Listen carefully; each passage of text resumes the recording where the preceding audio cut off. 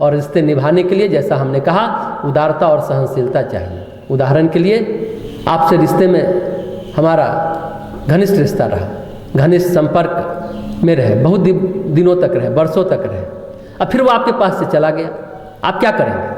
आपको लगेगा उससे छल किया।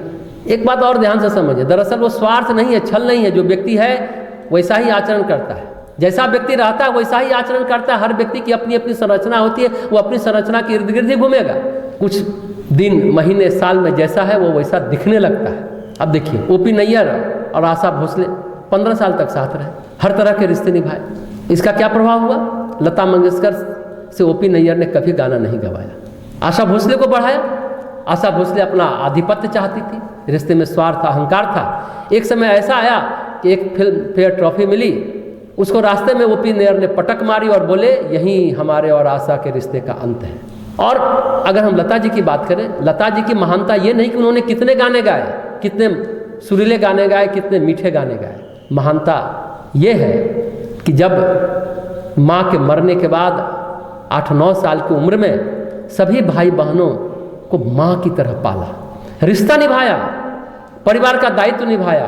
कुछ भाई बहन तो उन्हें अभी भी माँ की तरह मानते हैं। हालांकि बाद में आशा भोसले भी मानने लगी, ऐसा नहीं है, सब कुछ सही है, लेकिन ऐसा हुआ, हमने पढ़ा तो हमने सोचा कि बताएं कि देखिए रिश्ता किस तरह से मोड़ लेता है। वो वृत्ति होती है, स्वभाव होता है, वो संरचना होती है। मूल बात है, रिश्तों में बुद्धि की जगह भावनाओं का स्थान होता है, समझ का स्थान होता है।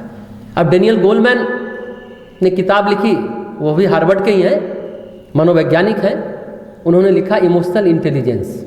उसमें उन्होंने आईक्यू से ज़्यादा ईक्यू को महत्व दिया, इंटेलिजेंस कोसेंट को नहीं, बुद्धि लब्धि को नहीं, इमोशनल कोसेंट को, भावनात्मक लब्धि को महत्व दिया कि जिंदगी में सफल होने के लिए 80% ईक्यू की आवश्यकता है, आईक्यू की आवश्यकता 20% ही है। बुद्धि की भूमिका मात्र 20% है अपने जीवन में सफल होने के लिए। भावनात्मक लब्धि, इमोशनल कोसेंट की भूमिका ज़्यादा है। सवाल यह है कि कोई विश्वविद्यालय आपको बौद्धिक प्रतिभा का विकास कराती है, चलिए प्रशिक्षण देती है, पर रिश्तों की प्रतिभा कोई विश्वविद्यालय नहीं देता। बौद्धिक प्रतिभा दिला देगा, ये आपकी भावनाओं से उत्पन्न होता है।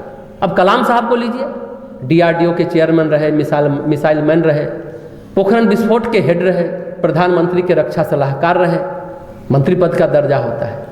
अटल बिहारी वाजपेयी जी उनको अपने मंत्रिमंडल में कैबिनेट मिनिस्टर बनाना चाहते थे, लेकिन उन्होंने इनकार किया, तो प्रमोद महाजन और वाजपेयी जी ने उनको राष्ट्रपति बनाया।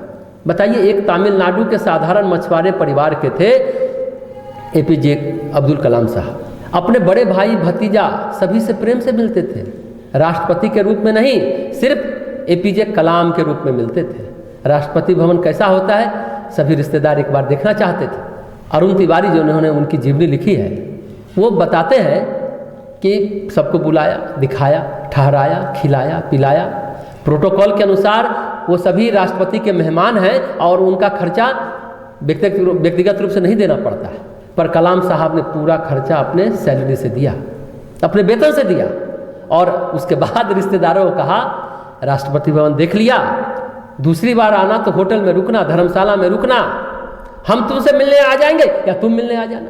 तो रिश्ते धुंधले और दागदार नहीं होने चाहिए, चाहे वो कोई रिश्ता हो। रम्या रोला नोबेल पुरस्कार विजेता साहित्यकार हुए हैं, बहुत नामचीन साहित्यकार हैं, पूरी दुनिया में उनका नाम है।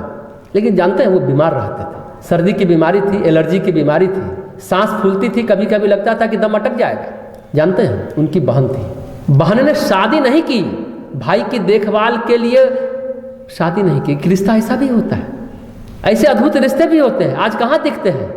वादा करेगा, प्रेम करेगा, पर समय आएगा तो आपके लिए खड़ा नहीं रहेगा।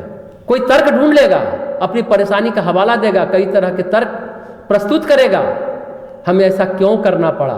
आज के रिश्ते में यही खोखलापन दिखता है। आज के रिश्ते ऐसे ही हैं। आज कोई ऐसा है जो भाई के लिए या किसी के लिए शादी न करे? ऐसा कोई है जो शादी न करे, जीवन समर्पित कर दे? रम्या रोला और उनकी बहन में क्या था? बस वहाँ केवल भावनात्मक आदान प्रदान है, संपत्ति का, साधन का, वैभव का, सुविधा का आदान प्रदान नहीं है। आप राजकुमारी कौल को ही ले, कभी भी लाइमलाइट में आने की जीवन भर कोशिश नहीं की, जबकि वो वाजपेयी जी के साथ प्रधानमंत्री के बंगले में रही, पर कभी भी सामने नहीं आई। ये होता है रिश्ता। रिश्ते में केवल भावनात्मक अनुभूति, भावनात्मक तृप्ति होती है, पर जब रिश्ते में स्वार्थ होता है ना, हम किससे कितना ले सकते हैं, जो आज यत्र तत्र सर्वत्र दिखाई पड़ता है, तो व्यक्ति किसी को आबाद करने में बर्बाद नहीं होता, तबाह नहीं होता, उजड़ नहीं जाता। आज तो बर्बादी हो रहा है, तबाह हो जाता है, उजड़ जाता है।